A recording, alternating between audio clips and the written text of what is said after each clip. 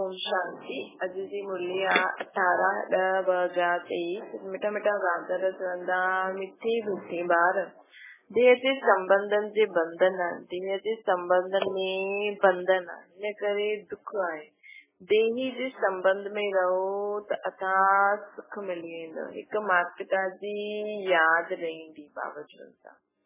प्रश्न के नशे में रहो त माया जी ते जीत पाइण जी हिम्मत, माया ते जीत पाइण जी हिम्मत अची वेंदी। उत्तरा नशो रहे कि कल्प कल्प सां बाप जी याद सां माया दुश्मन ते विजयी ठही हीरे जहिड़ो ठहूं था। खुद खुदा असांजो माता पिता आहे। इन स्मृति व नशे सां हिम्मत अची वेंदी आहे। हिम्मत रखण वारे ॿार विजयी अवश्य ठहींदा आहिनि। सदा गॉडली सर्विस ते तत्पर रहंदा आहिनि।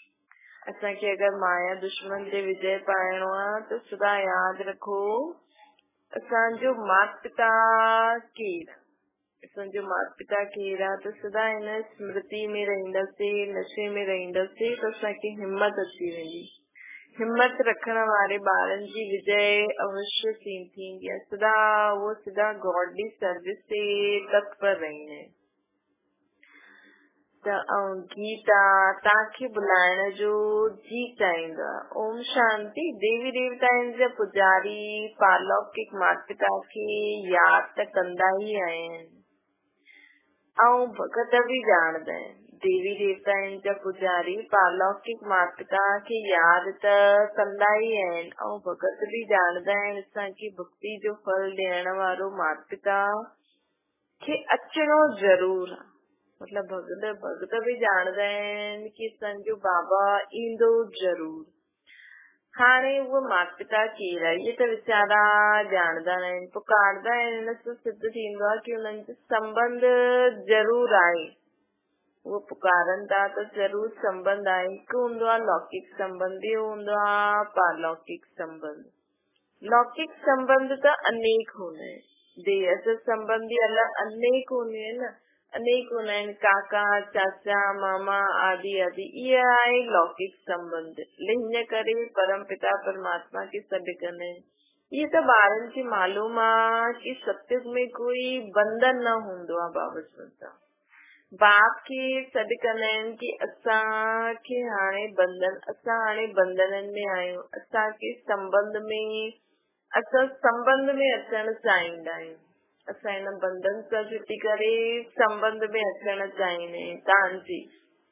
तव्हांजे संबंध में अचणु चाहींदा आहियूं। भक्तनि खे यादि आहे असां अनेक प्रकार जे बंधननि में आहियूं। असांखे तॾहिं उहे चाहींदा आहिनि कि असां भॻवान जे संबंध में रहूं। श्री भॻवान जे संबंध में सुख आहे न। भक्तनि खे यादि आहे देह जो सिमरन थियण जे कारण बंधन ॾाढो हूंदो आहे। देही जे संबंध में हिकु ई माता पिता यादि रहंदो आहे। लौकिक ऐं पारलौकिक खे यादि करण में रात ॾींहं जो फ़र्क़ु आहे। इहे जिस्मानी बंधन आहिनि, उहो आहे रूहानी संबंध। दुनिया में आहे जिस्मानी बंधन, जिस्मानी बाबा चवंदा आहिनि दुनिया में आहे जिस्मानी बंधन ई आहे न। ऐं असांजो रूहानी संबंध हूंदो आहे। जॾहिं असां आत्मा सां संबंध रखंदा आहियूं न त हुन में बंधन न हूंदो आहे। जिस्मानी संबंध में सत्युग में रहंदा आहियूं ईश्वर जी, हुते सुख जो संबंध चाहींदा आहियूं। हिते जिस्मानी बंधन आहे। सत्युग में जिस्मानी संबंध हूंदो। हिते पोइ दुख जो बंधन आहे, उनखे संबंध न चईंदासीं, इनखे संबंध न चईंदासीं। इन ॻाल्हियुनि खे अॻियां असां न ॼाणदा हुआसीं, हाणे सम्झूं था न। पुकारदा ज़रूर आहिनि हे माता पिता अचो। बाप त ज़रूर सभिनि खे सुख ई ॾींदो न, परंतु बाप छा सुख ॾींदो आहे इहे कंहिंखे बि पतो न आहे। हाणे बाप जे संबंध आहे, उन्हनि सां सदा असांखे सुख मिलंदो आहे। सुख जो संबंध दुख जो बंधन चईंदासीं त ॿार माता पिता खे सॾु कंदा आहिनि कि अची करे अहिड़ी मिठी मिठी ॻाल्हियूं ॿुधायो बाबा। त बाबा जी मुरली ॻाल्हियूं ॿुधदे मुरली ॿुधदे ई कहिड़ो मज़ो ईंदो आहे न। थोड़े समय जे लाइ त असां हिन दुनिया खां न्यारा थी वेंदा आहियूं और सॼो ॾींहुं विचार सागर मंथन करूं त चासी थी वेंदासीं। उहा इनडायरेक्ट सॾु कंदा आहिनि, असां डायरेक्ट सॾु कंदा आहियूं बाबा खे। उहे बि यादि कंदा आहिनि, हे परम पिता परमात्मा पिता आहे त ज़रूर माता बि हुजणी खपे, न त बाप क्रिएट कीअं करे, शिव बाबा खे ॿार चिठी कीअं लिखनि, ईअं त उहो पढ़ी न सघे न। शिव बाबा त हिते वेठा आहिनि, हिन करे लिखंदा आहिनि शिव बाबा थ्रू ब्रह्मा। शिव बाबा जरूर कोई त शरीर धारण कंदा आहिनि, लॻाईंदा बि आहिनि, आत्मा परमात्मा अलॻि रहे भोकाल। सतगुरु उनखे चइबो आहे न बाबा खे, उहा आहे सर्व जो सदगति दाता। उहा अची करे हिन शरीर में प्रवेश कंदा आहिनि, बाबा चवनि था उहा अची करे हिन शरीर में प्रवेश कंदा आहिनि। पोइ हिननि जो 84 जन्मनि जो राज बि बदलाईंदा आहिनि। ब्रह्मा जी रात ब्रह्मा जी ॾींहुं ॻायल आहे। पहिरियों आहे परम पिता परमात्मा रचता, ब्रह्मा विष्णु शंकर खे रचंदा आहिनि, बरोबर परम पिता ब्रह्मा जी रात खे पोइ ब्रह्मा जो ॾींहुं ठाहींदा आहिनि। बाबा ही ब्रह्मा जी रात खे ब्रह्मा जो ॾींहुं ठाहींदा आहिनि। प्रजापिता ब्रह्मा जो ॾींहुं त प्रजापिता ब्रह्मा कुमार कुमारिन जो बि ॾींहुं चइबो आहे सत्य त्रेता खे, रात चइबो आहे द्वापर कलयुग खे। हाणे असां ॿार आया आहियूं बाप सां स्वर्ग जो वरसो वठण। हाणे असां आया आहियूं बाप खां स्वर्ग जो वरसो वठण लाइ। उन्हनि जे लाइ ॻाईंदा आहिनि तत्व में मातेश पिता सदा सुख सां हल्के रूप में अची करे बहलाईंदा आहिनि, सॉरी सखा रूप सां हल्को रूप में अची करे बहलाईंदा आहिनि बाबा।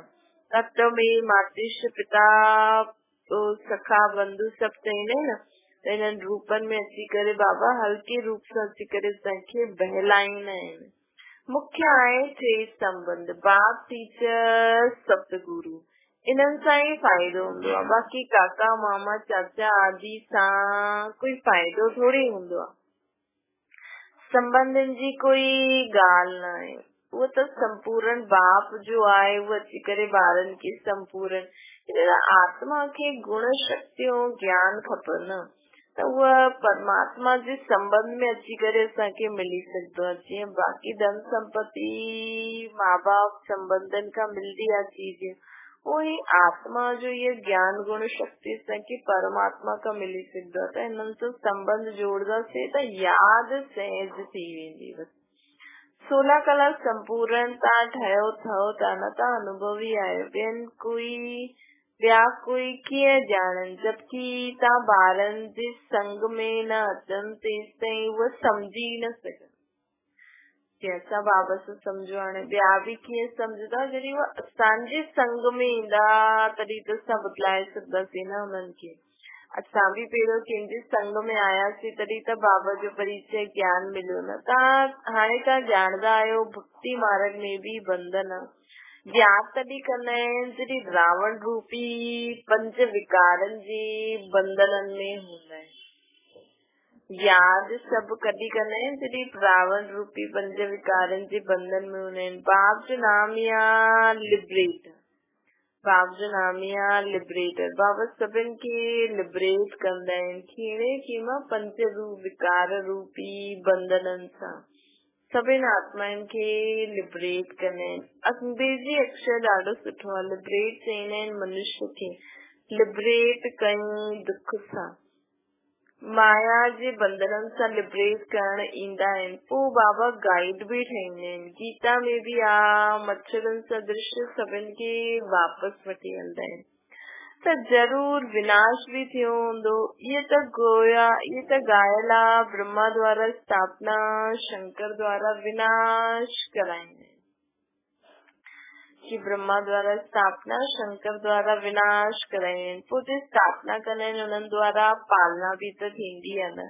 हाणे तव्हां तयार था थियो न, नंबरवार पुरुषार्थ अनुसार तव्हां सभु तयार था थियो। अच्छा, सब स्वर्ग में हलण लाइ तयार था थियो न। देह जे बंधन खे बुद्धि सां तोड़णो आहे। देह जे बंधननि खे बुद्धि सां तोड़णो आहे। बाबा चवनि था सन्यासी माण्हू त घर बार छॾे भॼी वेंदा आहिनि। हिते असांखे घर गृहस्थी में रही करे बुद्धि सां सभु बंधननि खे तोड़णो आहे। असांजी बुद्धि में बाबा जी यादि रहे, सभिनि सां संबंध निभाईंदे हुए असांजी मन बुद्धि में बाबा जी यादि, बाबा जी श्रेष्ठ मत बुद्धि में रहे, पोइ कर्म करो। सन्यासी माण्हू त घर बार छॾे वेंदा आहिनि। तव्हां गृहस्थ व्यवहार में रहंदे राज्य सिखंदा आहियो। जनक जो बि मिसाल आहे न, हू पोइ वञी करे अनुजनक ठहियो। ॾाढा ॿार चईंदा आहिनि जनक मिसल असां पंहिंजी राजधानी में रहंदे ज्ञान ठाहियूं। दुनिया में ॾाढा माण्हू चईंदा आहिनि की असां जनक मिसल असां पंहिंजी राजधानी मतिलबु घर गृहस्थी में रही करे ज्ञान ठाहियूं। पंहिंजे घर खे त पंहिंजे घर जो त हर हिकु राजा आहे न। बाबा जी ने त पंहिंजे घर जो हर हिकु राजा आहे, त सोच रहे असां पंहिंजे घर में असां पंहिंजी राजधानी में हर हिकु माण्हू जो घर अॼुकल्ह राजधानी थी वई आहे, राजा आहे न। मालिक खे राजा चइबो आहे न। बाप आहे न, उन्हनि जी स्त्री ॿार आदि आहिनि। इहे थी वई उन्हनि जी हद जी रचना। क्रिएट भी कंदा आहिनि, पालना भी कंदा आहिनि, बाक़ी संहार न करे सघंदा आहिनि। छो जो सृष्टि खे त वृद्धि खे पाइणो ई आहे, सभु पैदा ई कंदा रहंदा आहिनि। सिर्फ़ बेहद जो बाप ई ईंदो आहे जो नई रचना रचंदा आहिनि ऐं पुराणी दुनिया खे पुराणी खे विनाश कराईंदा आहिनि। नई सृष्टि जी स्थापना और पुराणी जो विनाश जो त ब्रह्मा विष्णु शंकर जो रचयिता परम पिता परमात्मा ही कंदा न। नई सृष्टि जी स्थापना पुराणे जो विनाश ब्रह्मा विष्णु शंकर जो रचयिता परम पिता परमात्मा ही कंदा न। इन ॻाल्हियुनि खे असां ॿार सुठी रीति सम्झंदा आहियूं। ॻाल्हि त ॾाढी सहज है, नाम ही है न सहज योग, सहज याद। भारत जो ज्ञान व योग नामी ग्रह में बाप हाणे तव्हां ॿारनि खे दैवी मत ॾींदा आहिनि। बाबा सां ॾिसी करे दैवी मत था ॾियनि, जंहिंसां त सदैव हर्षित रहंदा आहियो। माता पिता सां ई नई सृष्टि जी रचना थींदी आहे न। इहे त सभु ॼाणंदा आहिनि असांखे ख़ुदा पैदा कयो अथई। हाणे तव्हां सम्झंदा आहियो ख़ुदा कीअं अची करे नई सृष्टि रचंदा आहिनि।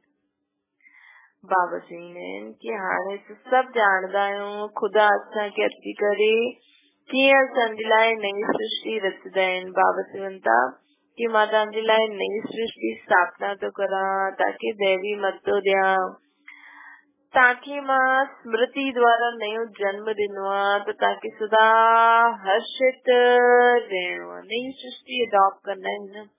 माता पिता त जरूर आहे, बाप आपो खुद ही हिननि द्वारा एडॉप्ट कंदा आहिनि। त ये थी वई वॾी मां, ये असांजी ब्रह्मा मां वॾी मां थी वई। पोइ पहिरें नंबर में आहे सरस्वती खे एडॉप्ट कई। बाप हिननि में प्रवेश कयो अथई न। ये मम्मा त एडॉप्टेड आहे, तव्हांजे लाइ त माता पिता आहे न। असांजे लाइ पति बि थियो त पिता बि थियो। पति भी आहे त असांजो पिता भी आहे। असांजो शिव असांजो पति भी आहे त पिता भी आहे, असांजो बालक भी आहे न। प्रवेश करे पंहिंजी वनी अर्थात युगल भी प्रवेश करे पंहिंजी वनी भी मूंखे ठाही। ब्रह्मा बाबा चवनि था कि शिव बाबा प्रवेश करे मूंखे पंहिंजी वनी अर्थात युगल भी ठाते ऐं ॿार भी ठातो अथई न। ॿार ठाहे करे पूरी विश्व जी राजधानी ॾींदा आहिनि बाबा, ऐं पंहिंजी वनी ठाहे करे पूरी विश्व जो आत्माउनि जो कल्याण कंदा आहिनि। शिव जी शक्ति द्वारा पूरी विश्व जी आत्माउनि जो कल्याण थियो न। त बाबा चवनि था ॾिसो इहे ॻाल्हि ॾाढी रमणीक आहे न, जो सम्मुख ॿुधण जी आहिनि। तव्हां में बि नंबरवार सम्झंदा आहिनि। अगरि हाणे सम्झंदा हुजनि त पोइ सम्झाइनि। अगरि सभी सम्झनि त पोइ सम्झाए न सघंदा आहिनि त गोया कुझु न सम्झो। जड़ बीज सां झाड़ कीअं पैदा थींदो आहे, इहे त कोई बि झटि बतलाए सघंदो आहे।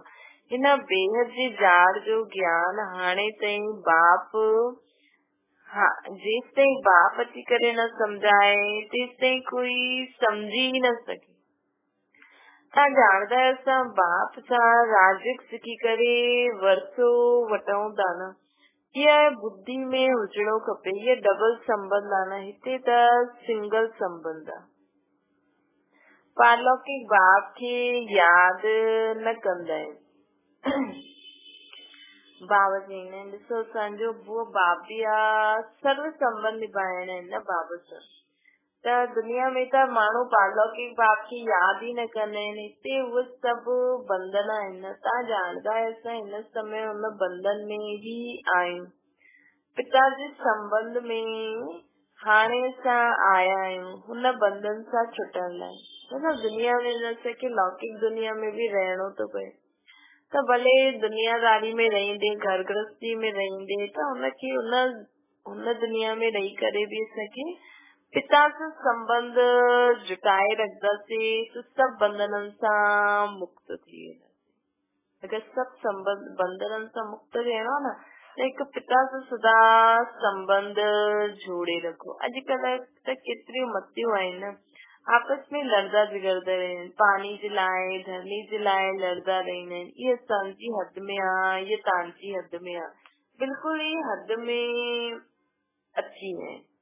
इहा भुलिजी आहिनि कि भारतवासी सुख में बेहद जा मालिक हुया, जो मालिक हुया उहे ई पोइ भुलिजी विया आहिनि। भुलिजणो बि ज़रूर आहे, तॾहिं ही बाप अची करे सम्झाईंदा आहिनि। बाप देश में त बंटवारो आहे, घर में बि केतिरो आहे न, पर कीअं रहनि माण्हू घर में, इहे असांजो इहे तव्हांजो। तॾहिं त माण्हू अलॻि अलॻि रहण सोचनि था, सभु अलॻि अलॻि थी वञो। छो जे हिक ई घर में अगरि हद ठाहे छॾो त पोइ थोरो मुश्किल थी वेंदो आहे न। त बाबा चवंदा आहिनि हाणे त हिन ॻाल्हियुनि खे तव्हां ई ॼाणो, हुते त कोई बंधन हूंदो न आहे। हिते त माता पिता जे संबंध में आहियूं, ॼाणदा आहियूं श्रीमत ते हली असां सुख जो वरसो असांखे असां पायूं था।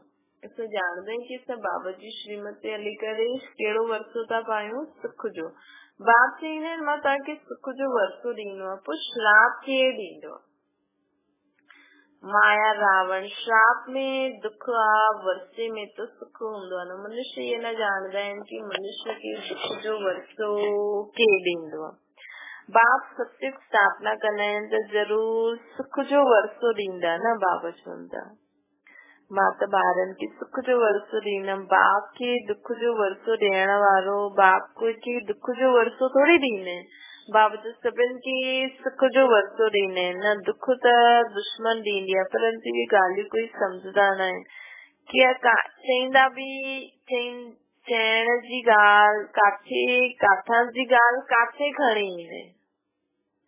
बाबा चईंदा आहिनि काथां जी ॻाल्हि काथे खणी ईंदा आहिनि। चईंदा आहिनि लंका लूटी सोनो खणी आ। हाणे सोनो कोई सीलान में थोरी रखल हुयो, सोनो त मिलंदो ई आहे खाननि सां, काथे नदियुनि सां, काथे नदियुनि में बि मिलंदो आहे। हाणे ॿुधायो काथां जी ॻाल्हि काथे खणी विया आहिनि न दुनिया में माण्हू।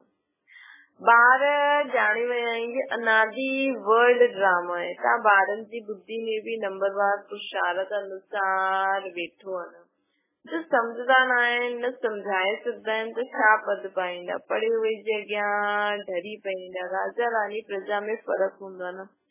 जे मम्मा बाबा वञी करे ऊच पद पाईंदा आहिनि, तव्हां बि पुरुषार्थ करे एतिरो पढ़ो जो मम्मा बाबा जे तख़्त ते विहूं। असांखे पुरुषार्थ करे एतिरो पढ़ाई पढ़णी आहे जिसां मम्मा बाबा जे तख़्त ते विहूं। असां जे मम्मा बाबा शिव बाबा सां गॾु शिव बाबा जे कार में श्वास श्वास लॻाई, पंहिंजी हड्डी बि सफल कई, अथक ई सेवा कई, पुरुषार्थ कई। उहे ई असांखे बि हाणे जॾहिं असां एतिरी सेवा कंदासीं तॾहिं त असां मम्मा बाबा जे तख़्त ते वञी वेहींदासीं न। त बाबा चवंदा विजय माला जो दाणो ठहो। टेम्पटेशन ॾाढी ॾींदा आहिनि बाबा असांखे टेम्पटेशन ॾाढी ॾींदा आहिनि। टेम्पटेशन सां गॾु पोइ ॾींदा बि त आहिनि न। राजयोग अनता राजीव सां राजे खे प्राप्त कंदा आहियो। कम से कम पुरुषार्थ अनुसार प्रजा त ठहो। कम से कम पुरुषार्थ अनुसार प्रजा त ठहींदी ही। हमेशा चइबो आहे फॉलो फादर। तव्हां ॿार आहियो न, इहे उहो फादर पोइ इहे फादर हिते पोइ मदर बि आहे। बाबा चवंदा आहिनि कि हाणे हिते मदर बि आहे। नंबर 1 फॉलो करनि था न। तव्हां आहियो भाउ भेण, बाप त हिकु हुजणो खपे न। ओ गॉड फादर सभु चवंदा आहिनि त सभु भाउ भेण थी विया न। ऐं जाति कोई संबंध न आहे। भाउ भेण बसि, ॿियो उन्हनि जो बाप दादा भाउ भेण त ॾाढा आहिनि। ॿियनि जा दुनिया में बाप दादा भाउ भेण त ॾाढा आहिनि। बाप हिकु दादा बि हिकु प्रजापिता ब्रह्मा। उन्हनि सां पोइ रचना रचंदा आहिनि। तव्हां भाउ भेण ई पद पाईंदा आहियो नंबर 1 पुरुषार्थ अनुसार। बाक़ी वञी करे पंहिंजे झाड़ में लटकी वेंदा। असां हिते पद पाईंदासीं, बाक़ी वञी करे पंहिंजे झाड़ में मथे लटकल हूंदा। बाक़ी सभु आत्मायूं त मथे हूंदियूं न। असां हिते राज्य कंदासीं, ठिकानो त आहे न मथे। त बाबा चवंदा आहिनि जाता खां पोइ नंबर 1 ईंदा वेंदा आहिनि। हिते आहे जीवन बंद। आत्मायूं हुतां खां पहिरियों सुख में ईंदियूं आहिनि। मथां कोई बि आत्मा ईंदी त पहिरियों सुख में ईंदी। हिन करे पहिरियों हर आत्मा जीवन मुक्ति जो पाठ वॼाईंदी। असांजे द्वापर कलयुग, हाणे कलयुग अंत में बि जो आत्मा ईंदी आहे न, पहिरियों हुनजो सुख जो पाठ आहे। पहिरियों हूंदो आहे स्वर्ग में भारतवासियुनि जी जीवन मुक्ति। केतिरी सुठी ॻाल्हियूं बाबा वेही सम्झाईंदा आहिनि। मुंहिंजो त हिकु सर्वोत्तम टीचर ॿियो न कोई। कन्या चईंदी मुंहिंजो त हिकु शिव बाबा ॿियो न कोई। कन्याउनि खे इन में पूरो अटेंशन ॾियणो खपे। हिन गवर्नमेंट जा त आयो हिन बाबा चवंदा हिन ईश्वरीय गवर्नमेंट जा थी करे पोइ ईश्वरीय सर्विस में लॻी वञो। ईश्वरीय गवर्नमेंट जा थी करे पोइ ईश्वरीय सर्विस में लॻी वञो। त बाबा चवंदा कि ॾिसो सर्विस में लॻंदा तॾहिं त पद पाईंदव। पोइ आसुरी सर्विस कीअं करे सघंदा आहियो? अगरि वैसे त जेका घर गृहस्थी में रहंदा आहिनि उन्हनि खे त करणी पवंदी आहे, लेकिन जो सरेंडर थी वेंदा आहिनि पोइ उन्हनि खे त ईश्वरीय सर्विस में ई लॻणो खपे न।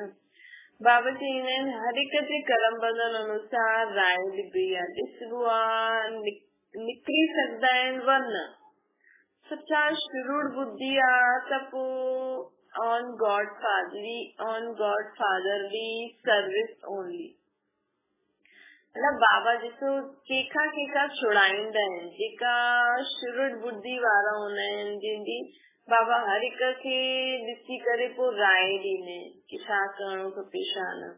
पोइ जेका सुठा ॿार हूंदा आहिनि उन्हनि खे सिर्फ़ ऑन गॉड फादरली सर्विस ते ई रहंदा आहिनि। पोइ उहो बि सर्विस न कंदा आहिनि। कई ॿार बाबा जी सर्विस बि कंदा आहिनि, धंधो बि कंदा आहिनि, जेका घर गृहस्थी में रहंदा आहिनि। लेकिन जेका ॿारनि जी बाबा नब्ज़ ॾिसंदो आहे, नब्ज़ ॾिसी करे सभिनि खे राय ॾींदा आहिनि। तव्हां ॿारनि जी आहे गॉडली सर्विस, निराकारी ठाहिण जी, निर्विकारी ठाहिण जी सर्विस आहे। असां सभिनि खे निर्विकारी ठाहींदा आहियूं। असां सेना आहियूं न। गॉड असांखे माया सां युद्ध करणु सिखलाईंदो आहे, लेकिन असांजी युद्ध कोई हथियार जी न आहे। असां बाबा जी शक्ति सां माया जी शक्ति जे प्रभाव, माया जी शक्ति खे दुनिया मां ख़तम था करूं। असांजो गॉड फादरली सर्विस में कहिड़ी सर्विस था करूं? असां स्वयं जी आत्मा पूरी विश्व खे निर्विकारी ठाहिण लाइ, पावन ठाहिण लाइ असां बाबा जा ॿार बि आहियूं, शिव जी शक्ति बि आहियूं न। त बाबा चवनि था कि मां तव्हांखे माया सां युद्ध करणु सिखलायां थो न। असां सेना आहियूं। रावण सभिनि खां जास्ती पुराणो दुश्मन आहे। इहे सिर्फ़ तव्हां ई ॼाणंदा आहियो। तव्हां रावण ते विजय पाए करे हीरे जहिड़ा ठही वेंदा आहियो। ॿारनि खे त उहो हिम्मत, उहो नशो रहणो खपे। मनुष्य त लड़दा रहंदा आहिनि। सभु जॻह ॾिसो झगड़ो ई झगड़ो आहे। असांखे असांजो कोई सां झगड़ो न आहे। बाप चईंदा आहिनि मूंखे यादि करो त विक्रम विनाश ईंदो, माया जो वार न ईंदो। अगर असां बाबा खे यादि कंदा रहंदासीं त विक्रम विनाश थींदा रहंदा, माया जो वार न थींदो। भले माया जो केतिरो बि फोर्स हुजे, लेकिन असां बाबा खे यादि हिकदमि जिन्हें हनुमान मिसल अचल रोज रीति सां बाबा खे यादि कंदा हलूं, पोइ वर्ते खे यादि करूं।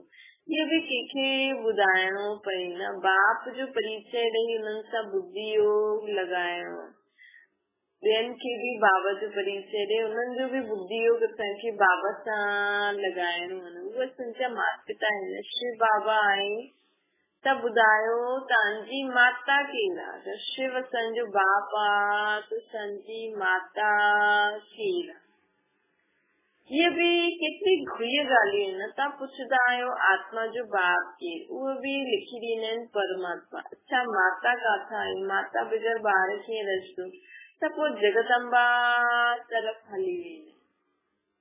अच्छा, जगदम्बा खे कीअं रचियो, इहे बि कंहिंखे पतो न आहे। तव्हां ॼाणंदा आहियो ब्रह्मा जी बेटी आहे सरस्वती, उहा आहे मुख वंशावली, रचता त बाप ई आहे न। अच्छा, मीठी मीठी सिक्योरिटी ॿारनि बि माता पिता बाप दादा जो यादि प्यार ऐं गुड मॉर्निंग रूहानी बाप जी सभिनि रूहानी ॿारनि खे नमस्ते।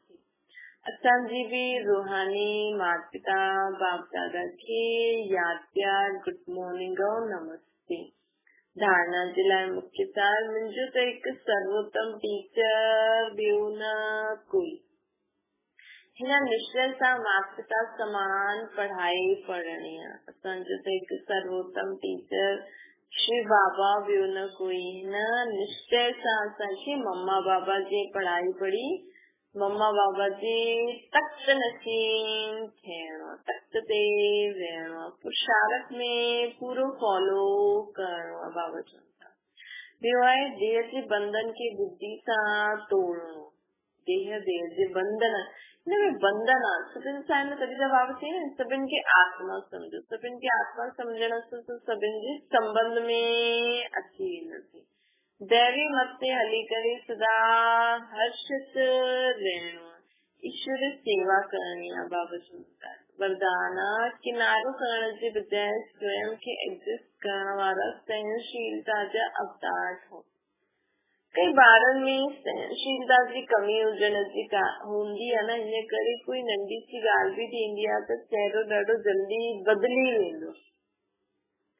पोइ घबराईंदा आहिनि या त स्थान खे बदिली करण जी सोचंदा आहिनि, या जेसां तंग थींदा आहिनि उन्हनि खे बदिले ॾींदा आहिनि, पंहिंजे खे न बदलंदा। भई अॼु अगरि असां कंहिंसां तंग थियूं था, कंहिंसां परेशानी थिए थी, त ज़रूर असां में बि कोई कमी कमज़ोरी हूंदी। त असांखे इहो न सोचणो आहे कि फलानो ई ख़राब आहे, इनखे बदिली करो, इनखे गर्म करो। त बाबा चवनि था कि हुन सां तंग न थियो, उहा हुनजी कमी कमज़ोरी न ॾिसो। अॼु अगरि असां पंहिंजी कमी कमज़ोरी न ॾिसी करे हुनखे बदिली बि करे छॾियोसीं, हुनखे कढी बि छॾियोसीं, या ख़ुदि बि काॾे हली वियासीं, त असांजो संस्कार त गॾु हलंदो न, पोइ असां हुते बि कंहिंसां न कंहिंसां परेशान थींदा रहंदासीं। त बाबा चवनि था कि कॾहिं बि कंहिंसां घबरायो न, स्थान खे न बदिलो। तंग थियो त ईअं न सोचो इहे बदिले, सोचो असां में कहिड़ी कमी आहे, असां ख़ुदि खे बदिलूं। बाबा चवंदा आहिनि कि अहिड़ा ॿार जंहिंमें सहन शक्ति न हूंदी आहे न, उहो घबराईंदा आहिनि या त स्थान बदिलण जी सोचंदा आहिनि, या जंहिंसां तंग थींदा आहिनि उनखे बदिले ॾींदा आहिनि, पंहिंजे खे न बदिलंदा आहिनि, लेकिन ॿियनि सां किनारो करे ॾींदा आहिनि। पंहिंजे खे बाबा चवनि था इन करे स्थान अथवा ॿियनि खे बदिलण जी बजाय स्वयं खे बदिलो, सहनशीलता जो अवतार ठहो। सभिनि सां गॾु स्वयं खे एडजस्ट करणु सिखो। त अॼु असांखे सॼो ॾींहुं छा करणो आहे, बाबा खे यादि करे एडजस्टमेंट पावर धारण करणी आहे। स्लोगन आहे परमार्थ जे आधार ते व्यवहार खे सिद्ध करणो। ये ही योगी जा लक्षण आहिनि। बाबा जी श्रीमत जो असांखे मिले थी न, हुन श्रीमत जे आधार सां असांखे ॿियनि सां व्यवहार करणो आहे। सफलता पाइणी सभिनि खे संतुष्ट करणो तॾहिं असां केरु कहलाईंदासीं योगी आत्मा। अच्छा, ओम शांति। बाबा की याद करो।